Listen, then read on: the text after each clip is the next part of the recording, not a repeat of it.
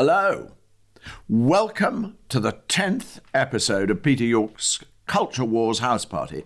I'm Peter York, and my podcast is about culture wars, the way modern politics is so often played out with symbols and scapegoats and lying and astroturf organisations instead of the real things and the big debates.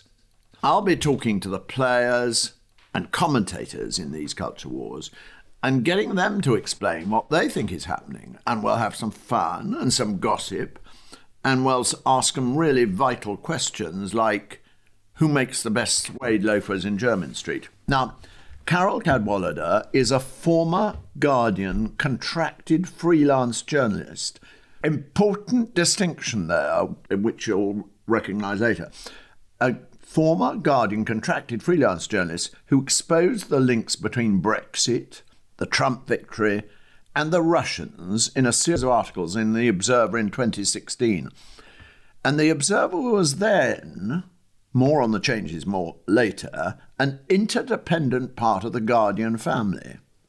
She made Cambridge Analytica famous and then appeared to put them out of business. And she introduced us to a whole cast of characters. Steve Bannon, the Mercers, Alexander Nix of Cambridge Analytica, and two gay boys who'd seen it all, Wiley and Sanny. And it was fascinating. Her theme was a set of surprising right-wing connections which were fueled by extraordinary new tech money and social media. And it introduced some of us here to the idea that the post-war consensus was under threat, amazing as it might have seemed then, from a changing America. What she said was polarising, and it got her widely trolled. Sensible-seeming Andrew Neil, who was then the BBC's senior political presenter, called her a mad cat lady and never apologised. And this became a widespread theme of attacks on her, that she was a paranoid who talked herself into an overblown conspiracy theory. In 2020, somebody called Aaron Banks, who was an offshore-based insurance entrepreneur, he did white van men and bicycle boys and so on, and he was a great backer of Brexit to the tune of 8 million, sued her personally, again, very important word, personally for libel.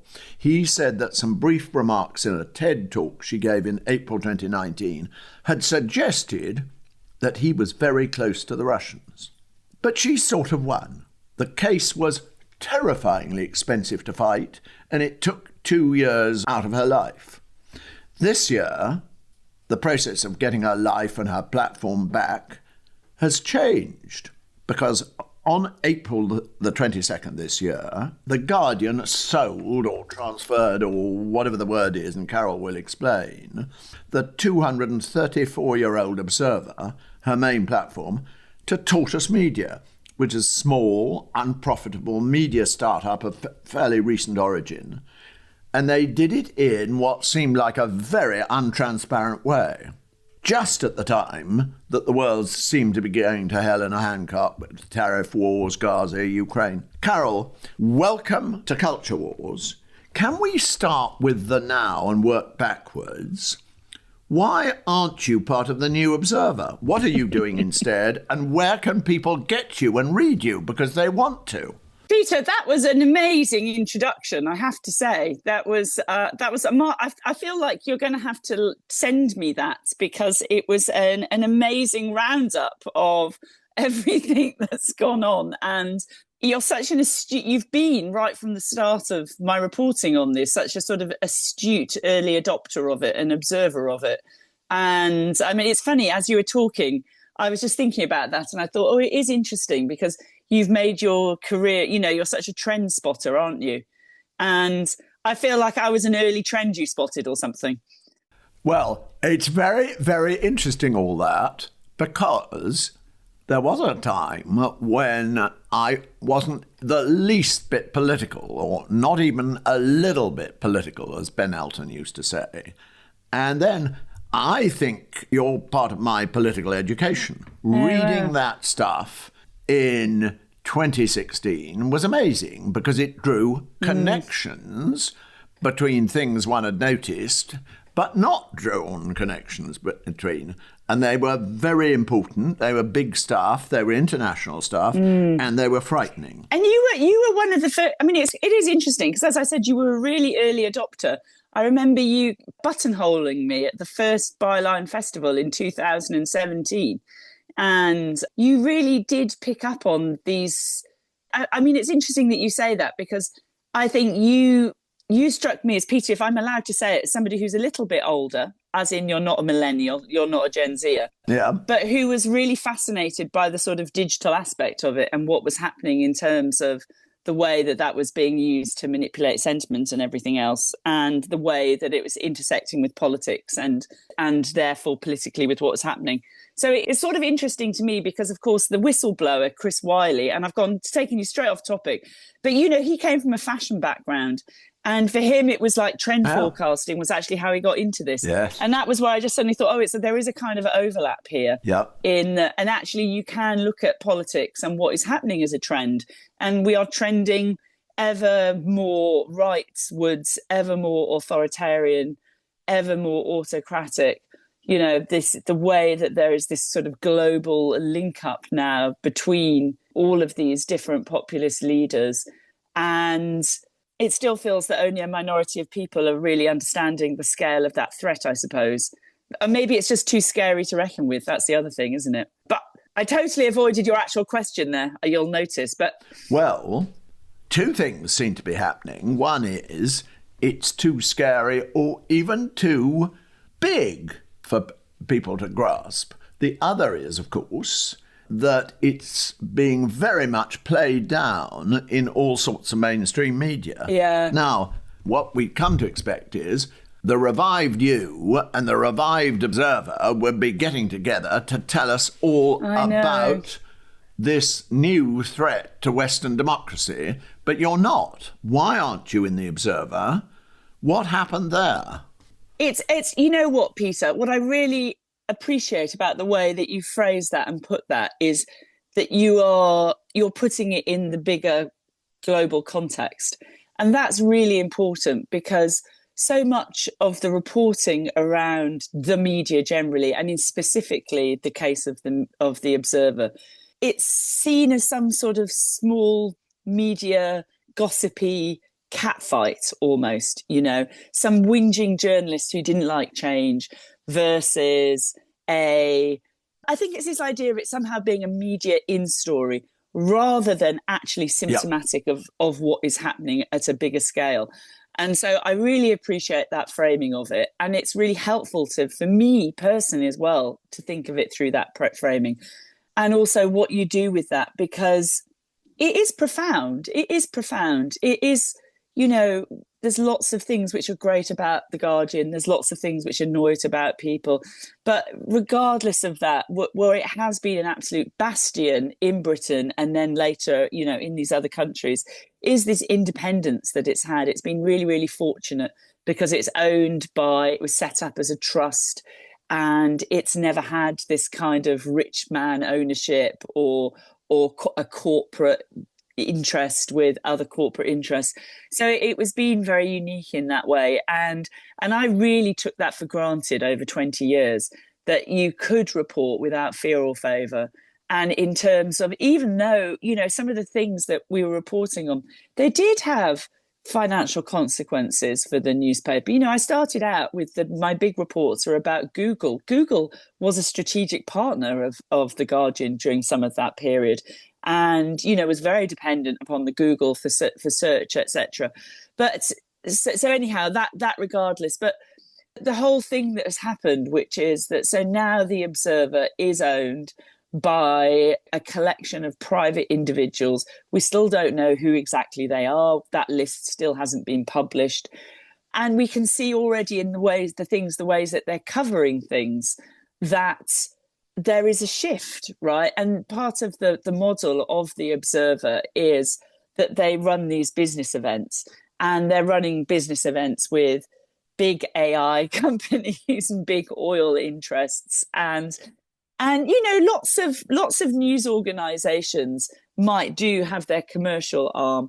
But, the thing that I wrote about and I found problematic is there was no separation between its editorial content and its commercial content. They were going out on the same feeds, etc.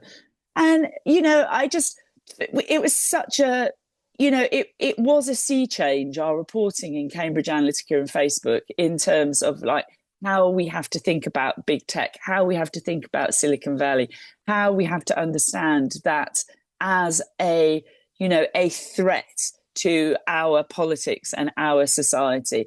And that became a calling card. And, I continued on that beat for years afterwards. And so it was very stark that the first edition of The Observer had, it's that I'm not in there anymore. And instead it had Nick Clegg, who was the guy who was employed by Facebook specifically to clean up the mess of the Cambridge Analytica scandal, to talk to European legislators, to lobby for Facebook's case, to not face penalties. So that for me was very, very stark. I don't think there's any kind of reputation laundering of Nick Clegg that is possible. I think that he left the company, he signed an NDA, the Times says he's made 100 million from it. I just don't think that is a credible commentator for this. 100 million? That's what the Times said. I knew he was being paid rather well and he had a house in Menlo Park and all that stuff. But 100 million? Well, I was surprised by that figure. Blimey. I looked it up the other day and that was what the Times had reported. I mean, obviously he had share options and, and he's still, he left on very good terms and there's still communication with the leadership, etc. But then also there's been about 4 problematic articles, in my view, which The Observer has subsequently run, in which it's just AI boosting. There's probably no editorial diktat on that, but it's just a way of treating these things, which is that, so there was a big puff piece about Matt Clifford, who's the AI czar, who is very, very close and in fact invested into hundreds of tech companies. And he's been the guy lobbying, for these changes in our copyright law. And then there was a big piece about how, isn't it amazing? Keir's doing this innovative things in like bringing in AI to transform government, which is a big Matt Clifford talking point. It's the tech lobbyists' talking points. And we see this across the press, right? So the other thing which I was really perturbed about was the BBC using the head of Palantir in the UK. Palantir is this... Peter Thiel. It's this very shady data analytics company. And he was being used as just any other political pundit on the BBC, not being asked hard questions, even when Laura Kunsberg revealed that he'd actually been in the room involved in this UK-US trade negotiations. So for me, what is happening at the moment is really, really concerning in Britain, that we have this Labour government is desperately sucking up to Silicon Valley because it feels that this is where growth is going to come from. There are 600 data centres which are being planned in Britain. The reason Silicon Valley companies want to be here is because they want to feast on our data. That's the raw material they need to train their AIs. And there's lots of reasons why Britain has incredible data sets, and not least and most importantly, the NHS data. So just to unpack that really briefly, Britain you can't do it in America. In America, there's no centralized health system whatsoever. So there's no centralized data. So this thing that we have, which is nationwide data about every person from the cradle to the grave, that is the most fantastic trove of data that can be exploited by Silicon Valley companies. And for me, it's this incredibly naivety to have anything to do with these companies at this moment, given that they are now overtly and in all sorts of ways allying themselves with the Trump administration, which is proving to be increasingly authoritarian. Now, that question, the Trump authoritarianness, how far has it gone and is it now irretrievable? I mean, I'd be very interested to know what you think on that. I think the difficulty is it's so hard to keep up. there are brilliant commentators and there's brilliant journalism happening now in America. But the corruption is so massive. It's hard to even track that stuff. And then the overturning of norms and the ignoring of the rule of law, that also is happening in so many different ways. But I think that there's been various things I've seen this week in which there have been congressmen and women who've been trying to hold, secretaries of state to account, to ask them questions about what they're doing. And they're just not even getting a straight answer anymore. There's absolute contempt for the normal conduct of politics, of democracy, of the Constitution in America. And it's so unprecedented. But it feels like every day, every week, you're going past another point of return, I have to say. I don't know what your view is, Peter. Well, I think that if you were to put together the various little pointers that have been coming out since before the inauguration and then all the morning surprises every morning, if you put them all together and then you sort of took away for the shock value, etc., at the end of the day, I think there'll be extraordinary damage to American democracy and you won't be able to put it back. You really, really won't. You could stop the tariff wars in a day. You could reverse the policy on Gaza or Ukraine in a day if Trump weren't there. But when you've taken away a whole lot of physical infrastructure, when you've sacked a lot of human infrastructure, you've sacked all those people, it'd be very difficult to get it back. So I think that America is turning into Hungary, roughly. But I think this because I'm a crazed geek now. I didn't used to be, but I'm a crazed geek now, and I read and watch all these things, these American things, in the original. But I don't see very much reflection of that here. I totally agree. I don't feel that we're grasping the stakes. But that's been my experience for the last decade on this, is that not understanding the stakes of what's playing out, not understanding how Britain is part of what is happening. And my biggest complaint has always been this way that we view politics in Britain as through this really narrow prism of what's going on in Westminster and not seeing the bigger picture. And so I guess in understanding the threat of what is happening in America and how that applies to us, I would totally agree with that. And there's a very moving, I don't know if you've seen it yet, Peter, there's a little viral video of Bruce Springsteen last night in Manchester talking about what is happening in America in very bold and sort of soulful terms. And he said it to this audience in Manchester. And it just really struck me because I sort of thought, well, of course, he's saying something so much more clearly than it feels like any American politician is managing to do. But also, it's so important. He's saying that to an audience in Britain.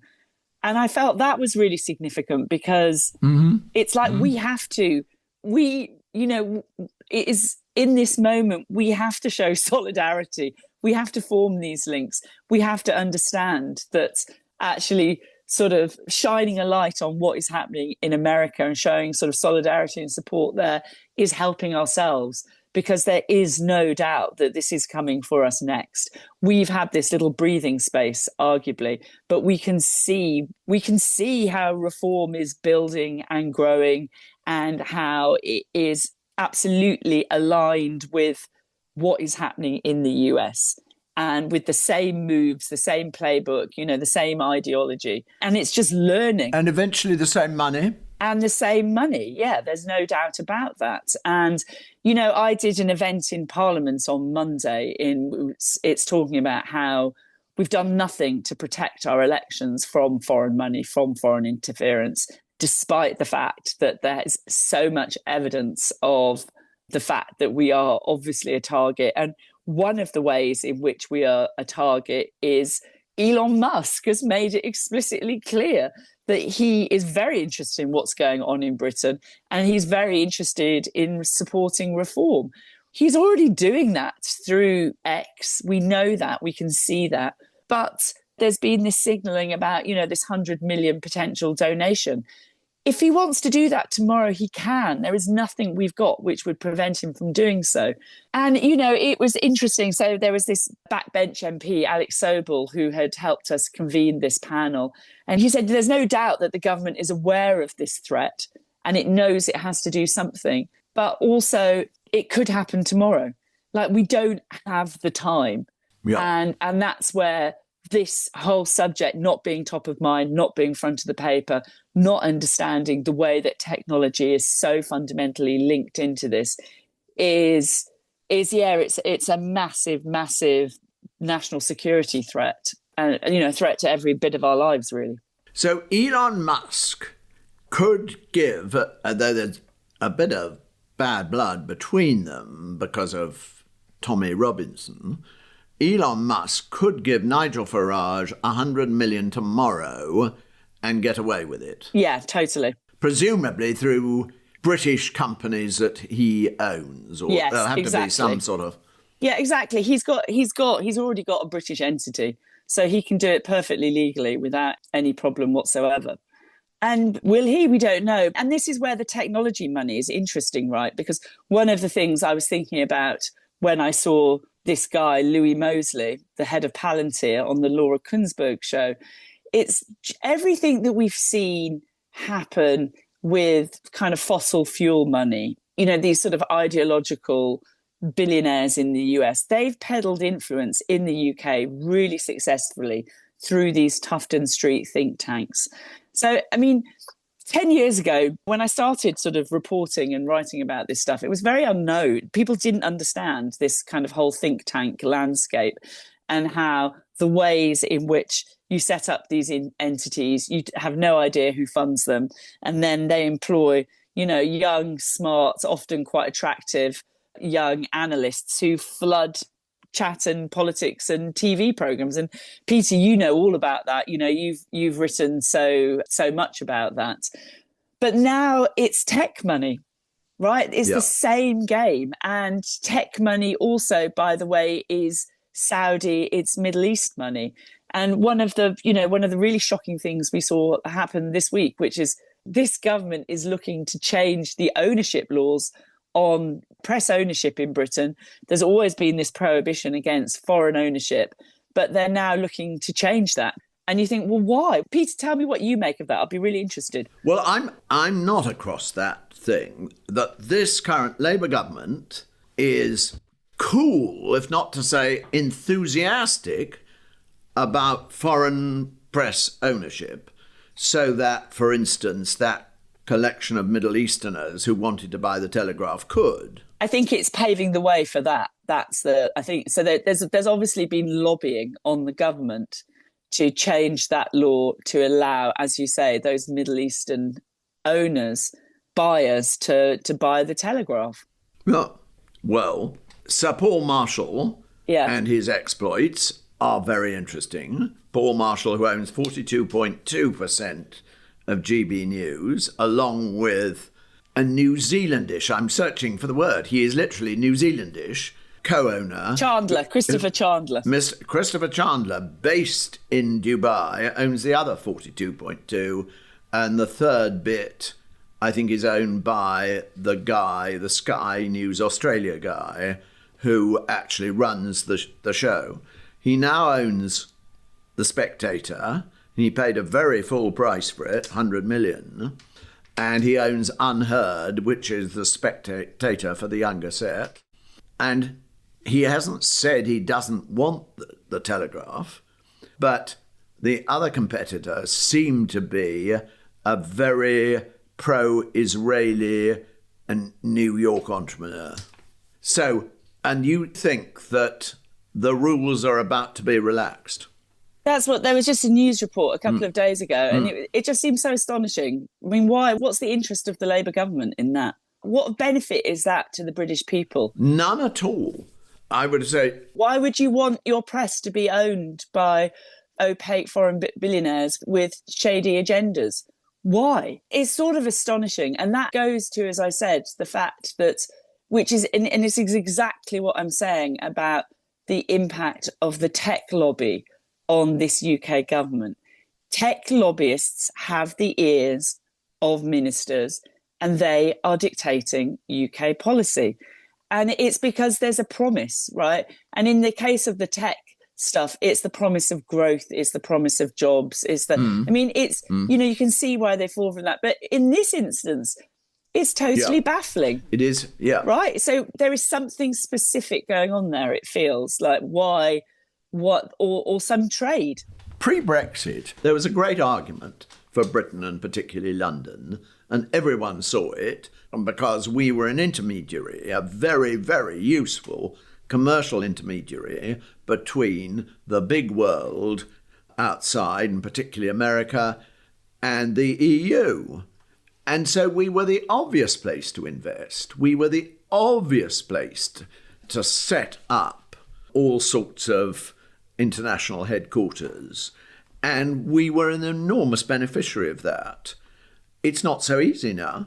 Yes, well, exactly. So that's why there's sort of a desperate hunt, isn't there, for anything that looks like the sort of miracle that's going to replace actually having trading partners right next door. It's harder to make the case for this country commercially than it used to be. I mean, they're doing their best.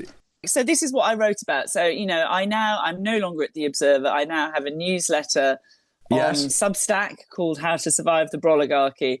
And the thing that upset me about so we've got all of these newspapers and news organisations and lots of journalists doing very good things.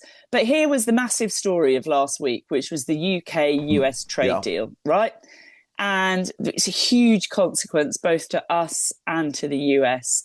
And the headlines and actually the concept, the framing of it was basically based upon the government's press release in that, hurrah, this historic deal and all these, you know, car jobs are going to be saved.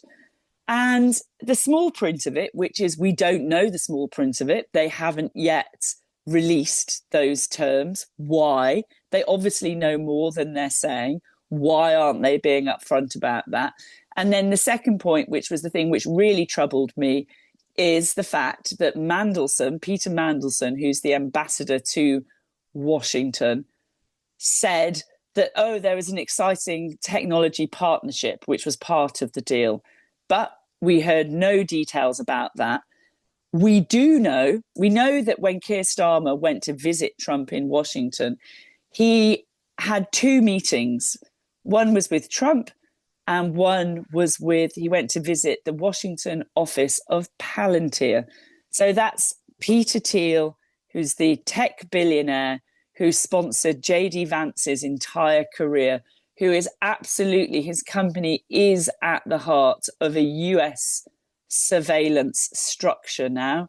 So what Elon Musk and Doge have been doing, like this company is very centrally involved in its surveillance tools being used, for example, to identify people to deport. And Mandelson, who had this meeting, who brokered this meeting he used to lobby for Palantir. I mean, you just can't make this stuff up. And then the BBC invite the head of Palantir UK onto its flagship breakfast programme on Sunday. Laura Kuenssberg reveals that the guy was actually part of those trade negotiations. She lets that slip. She doesn't ask him anything about that. And she just treats him like he's a normal political pundit. It's like the naivety of the press at this moment is a huge part of the problem. And maybe that's not fair to say naivety. Maybe that's not fair. I suppose it's like the lack of focus on these issues and the lack of understanding of how that plays into the bigger picture. I mean, that essentially, I guess, Peter, is my kind of beat in a way. And my beat is no longer part of a large, well-funded mainstream news organisation. But you know what? I have to say, Peter, I'm enjoying the liberation of it.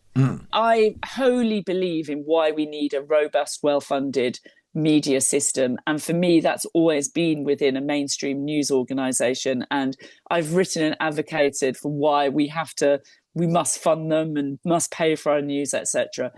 But it's so interesting. And it's what we're seeing in the US is that those mainstream organizations are kind of not up to the job, in the sense that we see them kowtowing to Trump. We see them, he's suing them and they're settling. And there's tons of journalists in the US who have decided, actually, I don't want to be working for those kind of organizations. And they have sort of, they're refugees on Substack like me. And Substack is another imperfect tech platform, but it is the first time that individual journalists have actually been able to sort of monetize their work and to be properly free and independent. And I do feel really free and independent now, and that's quite scary. I much prefer having editors. That's, there's a reason we have editors, but it is also liberating. And the amazing thing is I feel like a really close connection with the people who are reading me, who are paying for this. And I think that's really important. I really feel it's important to serve readers, to be upfront and transparent about who you are and what you're doing and what you stand for. And it's something I've been thinking about so much, because I think trust in the mainstream media, in the sort of masthead, in the authority of journalism is diminishing. And so thinking about why that is and thinking about how you counteract that is something I'm spending a lot of time thinking about that at the moment. And that's why doing this sort of direct to reader, informal, conversational, this is who I am sort of approach does feel it feels important to me, actually. How are you feeling about the BBC? One of my concerns now was that I was constantly reading in American places and seeing in American spaces very mainstream, very authoritative people, rather establishment people, talking about changes in America being alarming and using the words coup and fascist. So you got people like Jason Stanley and Timothy Snyder at Yale, who couldn't be more establishment, saying they were leaving the US for Canada because America had become, their words, not mine, fascist. And that's an absolutely key word, but I don't see it reflected very much in the UK. Yeah? And above all, I don't see it reflected in the BBC. I don't see the BBC using that word. I can sort of understand it, but I don't see them platforming the people who do. Yeah, that's so interesting. I mean, this is very much so, I think, way back in March, I did a thing. I did a sort of graphic in which I took the front page of the New York Times and I did my own headline across it saying it's a coup. And for exactly those reasons, which is that really authoritative people, historians of coups, historians of authoritarianism, commentators from other countries were saying it's a coup. Yeah. But yet there was this thing, even in America, this isn't just confined to Britain. There was this amazing granular reporting going on every aspect of it. But at the same time, the meaning of what was going on wasn't being communicated, the gravity and just the simplicity almost of what is happening. And so, I that's exactly what I was making a point of trying to say is that actually we can't expect people to understand this unless that's sort of the job of the media. I guess it goes to the question of what is the job of the media here, but it is to try and communicate what's important, right? Yeah. And the thing with the New York Times I was pointing out, which was that they had this headline about an executive power grab right next to a recipe for egg muffins, and the sort of headlines were the same size. So your brain can't compute what is happening if you're not getting those signals and you're not having that sort of meaning making happening, I feel, from the mainstream. Yeah, and so the BBC is being no different. It's following its lead, maybe even from things like the New York Times. And that is, I think, where this rush, this sort of wanting to like find authoritative, trusted voices like Tim Snyder, like Jason Stanley in this time. That is why we are seeing this sort of fragmentation but Tim Snyder's on Substack, right? That's where you go to read him. And yeah, so it is part of this process of what we're seeing. As I say, it's a breakdown in the trust for these. It's a breakdown in trust for journalism itself, because what's so interesting about that is people don't understand journalism anymore, and they won't take the authority of these institutions as read. And that's not necessarily the worst thing in the world, because it means that these institutions have to try harder to explain what they're doing and how they're doing it. It's not enough now to say you've got to trust us, we're the New York Times. You've got to explain. I feel that like so much of what we need to do that now is explain what journalism is. It's not just, this is an opinion I've plucked out of my head. There is a process to it, and this is how we establish facts. And this is, one of the things that I was saying to somebody this morning. I was saying, it was so inconvenient of The Guardian to go through this thing of getting rid of the Observer, this whole meltdown happening at exactly the moment that Trump was coming into office in his second term. But then I was like, actually, of course it should be happening now, because the failures, the maelstrom of what's happening in the media is absolutely part of, which is the maelstrom of what's happening in the information space, which is the maelstrom of what's happening in politics. These things are so interconnected, so much part of it. The thing that I sort of am so focused on in my work is the information crisis, which underpins the political crisis, underpins the democratic crisis, which underpins the climate crisis.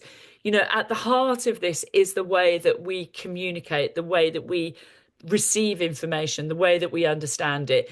And that now centrally is these small number of monopolist technology, Silicon Valley platforms. And they have now made a choice. They have now made a political choice to ally themselves with somebody who, if he's not already an autocrat, is on that path. The fascinating thing is who's zooming who's running what. Is Heritage Project 2025 really the roadmap?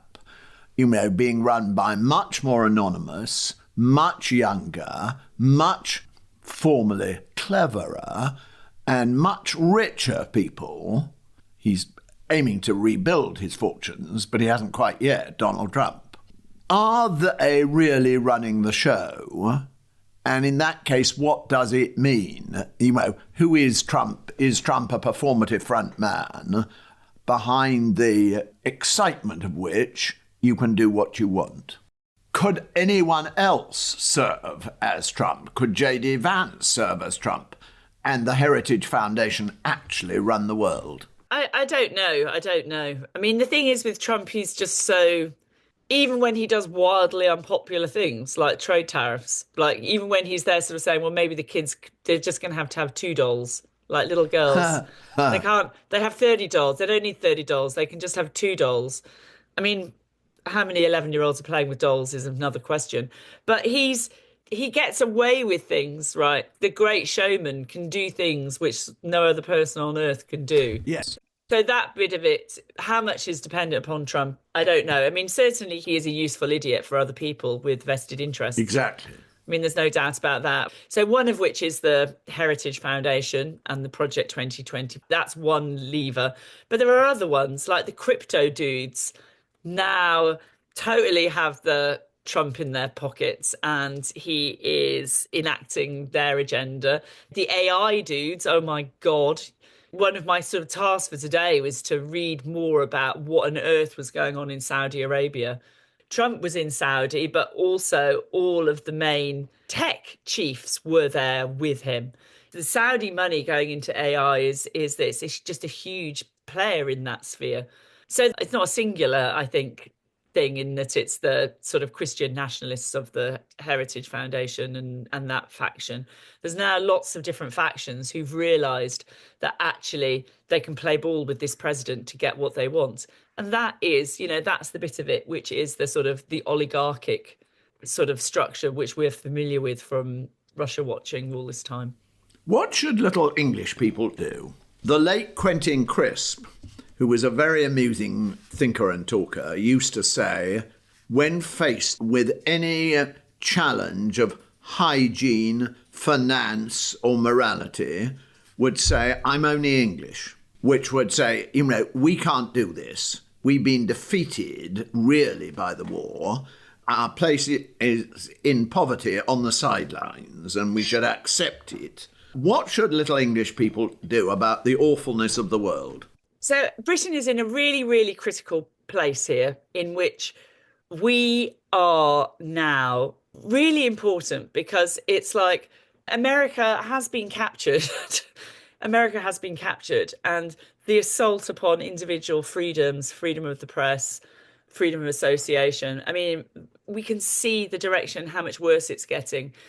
And at the moment, we're not in that position. And it feels to me like we have a really central role in being a sort of beacon at the moment. It feels a bit like, during the Second World War, when there was that moment, sort of London calling.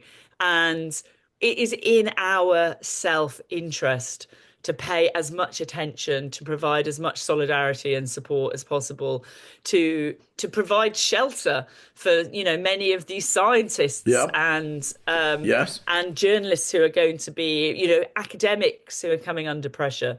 So, and I think it's our job at the moment of keeping the lights on in global democracy, because the number of countries which are properly democratic is diminishing almost day by day. And we we still have a cultural influence, and particularly because of the English language, actually, isn't it? So we do need to step up, I feel. And to your point, just at least be paying better attention to what's going on and to understanding the gravity of it. So thank you, Peter, for trying to do that, I guess. Well, I do worry, because I can see that we could be a light in darkness. We have got the language, and we're not quite as far along that very difficult path as other people are. However, people say, you've been saying, that our mainstream media and our government, our current government, aren't as worried as you or I might be. Yeah, no, absolutely. But that's always been the case. So we've just got to keep on keeping on, Peter. And I like the fact, as I say, I really like the fact that you've come at this from a very different angle and history and background. But you have, because you're a style spotter and a trend predictor, you spotted incipient techno-fascism way before other people. So I'm sort of amused by that. Well, I'm amused by it too, and I'm very flattered. Finally, you have to go on a lot of TV and a lot of platforms and so on. Are there any golden rules about dressing for TV? I love the fact that I'm sitting here in like a lumberjack shirt and you're asking me that question. And B, I don't go on telly in the UK. No, you don't. I mean, international platforms which get videoed. I go internationally. Yes. Oh, I know. No, it's a disaster. To be honest with you, Peter, is that... So I went and gave this second talk at TED, and I was so, it was such a difficult thing to go and do for so many reasons. And if I focused on like what I'm wearing and how I look, I would never have been able to do it because, part of my thing is I felt so personally exposed through the last years. I felt so criticised, so attacked, so and it's all been about the focus on me, the middle-aged woman, the mad cat lady, and so my only way of dealing with that is to completely ignore it and not to focus on it, and to try and think, actually, it's what I'm saying that matters. I'm the type of person, Peter, who definitely could do with some style advice. So Well, feel free to send some of it my way, and I'll try and take it on board. we all think you're looking very, very smart. Oh, And a beacon for Britain on those TED Talk things. that's very kind. Because I'm always thinking about how the world sees this country, because I think it's really rather important for all of us, jointly and severally, and if you pitch up, if your CV says you're a British citizen, is that a good or a bad thing? And that is what we have to resolve now over the next year or so, where we stand in relation to all this, whether we're going to be leaders or followers or folders.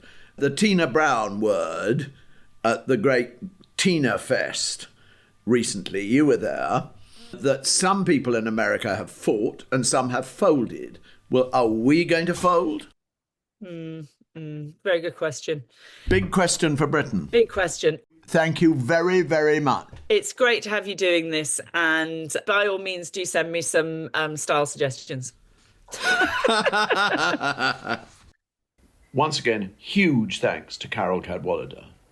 Now, in the next episode of Culture Wars House Party, I'll be talking to someone very special. Peter York's Culture Wars House Party is presented by me, Peter York, and it's produced by Kate Dixon at Good Egg Productions. Do join me again soon. Goodbye.